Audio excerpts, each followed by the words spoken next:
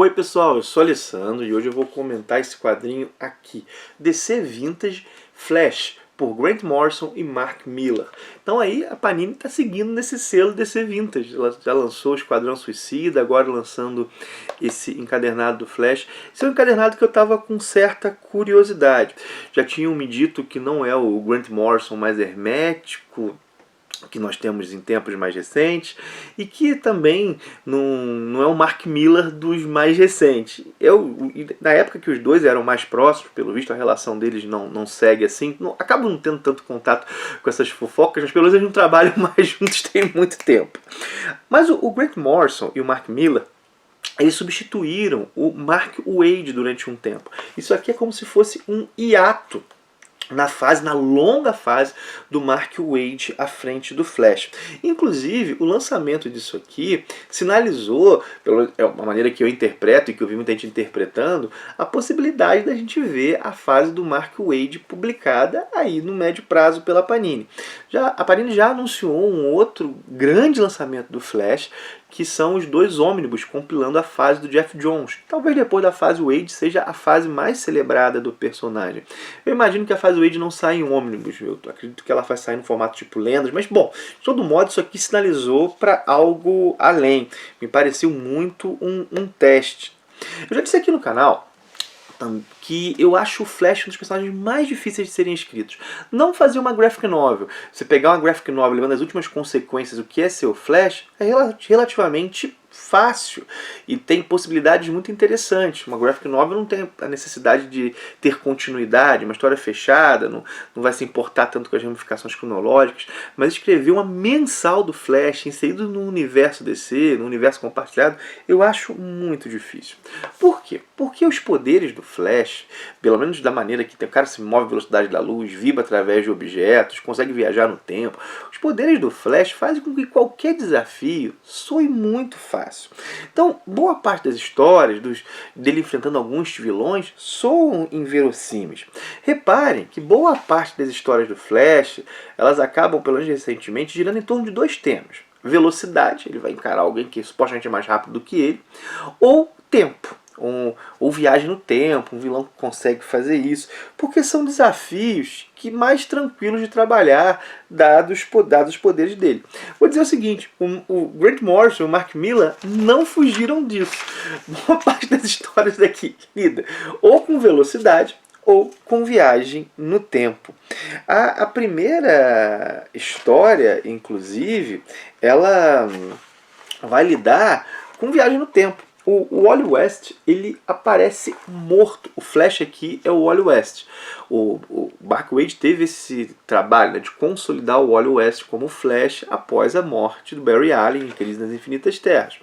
Então o Wally West aparece morto e o próprio Wally West tem uma hora para solucionar e impedir seu assassinato, porque ele foi morto no futuro e o corpo dele viajou no tempo. Essa que é a situação, né? Essa que é a situação. Repare, a gente está lidando com viagem no tempo. Uma outra história é uma corrida. É uma corrida através do tempo e do espaço. Deixa eu pegar essa história para vocês verem. Que com o destino do planeta em jogo. O Flash está apostando uma corrida, olha só. Com o destino do planeta em jogo. É uma história que tem totalmente a cara da Era de Prata. Inclusive na resolução. Grant Morrison é meio era pratista.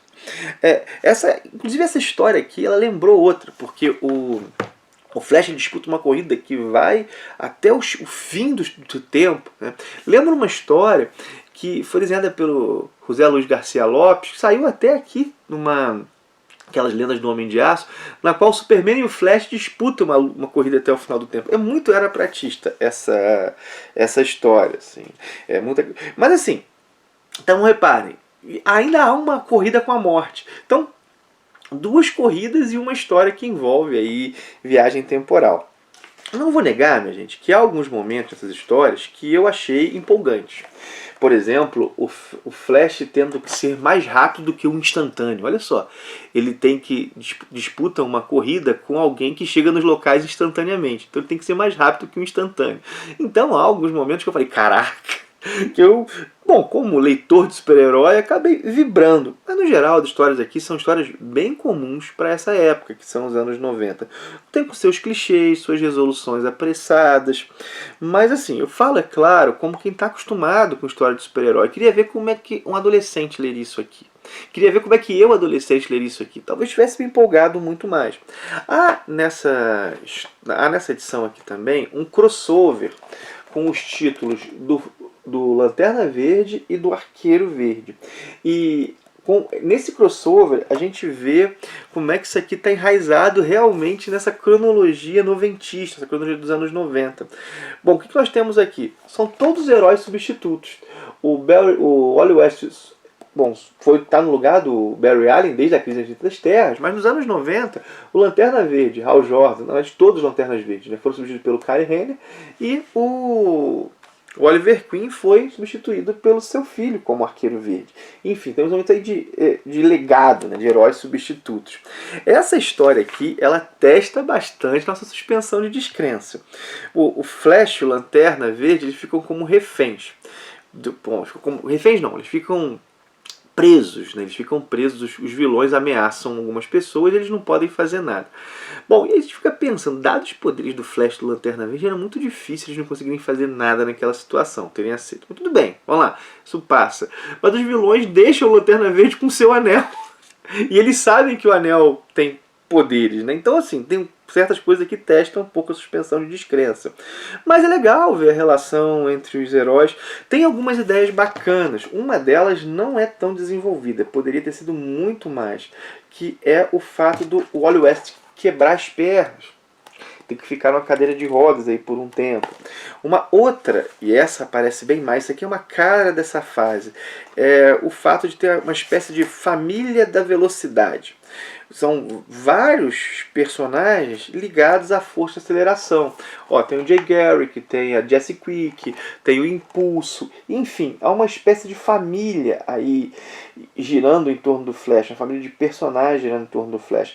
Inclusive, talvez a melhor história da edição, bom, com certeza foi a que eu mais gostei, é uma história do Jay Garrick, que foi o primeiro Flash. É uma história que a gente vê um dia do Jay Garrick. Eu realmente achei essa história bem bacana. Assim.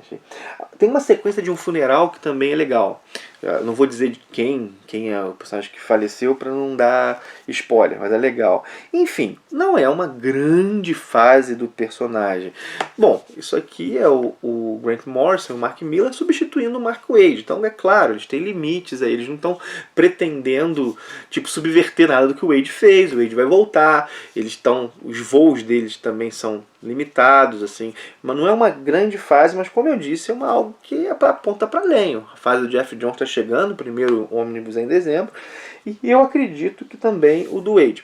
A última história, que é o arco The Black Flash, que é o arco aí com a morte, é uma história que é só do Mark Millar. O Morrison não está ligado a ela, né? O Mark Millar escreve sozinho. Deixa eu pegar aqui essa história para vocês verem. E rapaz, quase que eu dei um spoiler forte aqui. É essa história aqui, né? Ela é só do Mark Millar. Deixa eu pegar aqui o nome dos desenhistas também, né? Acabei focando muito. Bom, tem desenho de um monte de gente. Do Paul Ryan, do Ron Wagner, do Paul Pelletier. Então, tem uma galera aqui. Deixa eu mostrar para vocês. A última história é uma história assim. A gente já viu esse modelo algumas vezes, mas é sempre legalzinho, né? É uma história do Flash encontrando o Mark Millar. O Mark Millar conversando com o Flash sobre a história que ele está escrevendo para o Flash. É como se o Mark Millar tivesse um trabalho jornalístico nas suas revistas em quadrinhos dentro do universo DC. Enfim, aquelas histórias meio bobinhas, mas que a gente acaba curtindo ler. Bom, nesse encadernado estão compilados aí The Flash de 130 a 141, ou seja, são 12 números da revista do Flash, Lanterna Verde 96 e Arqueiro Verde 130. Então são aí 14 edições compiladas nesse encadernado. Deixa eu ver se tem a quantidade de páginas. Passa de 330 páginas, 335, faz 340 páginas aí.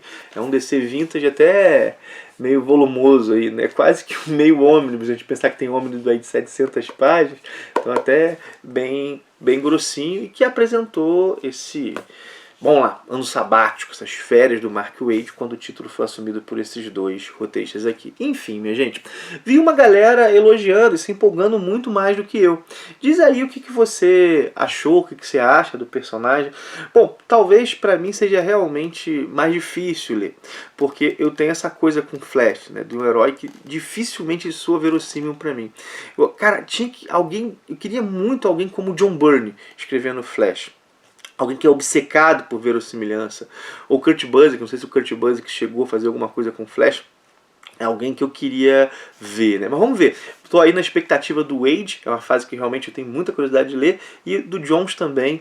Quem sabe não são os autores que trabalham essa verossimilhança que eu tanto espero, né? E que às vezes acaba quebrando, essa falta dela acaba quebrando minha suspensão de descrença. Tá aí, minha gente. Diz aí se você concorda comigo, se discorda de mim, bota aí nos comentários. Também se inscreve no canal caso esteja chegando por agora. Deixa eu lembrar, tem link da Amazon, da Panini na descrição do vídeo. Caso você vai fazer alguma compra numa dessas duas lojas, você usar esses links ajuda demais o canal a se manter, a melhorar. Esse jabá é necessário, né, para manutenção aqui do Ministério dos Quadrinhos. Enfim, minha gente, é isso. Paro por aqui. Forte abraço e até o próximo vídeo.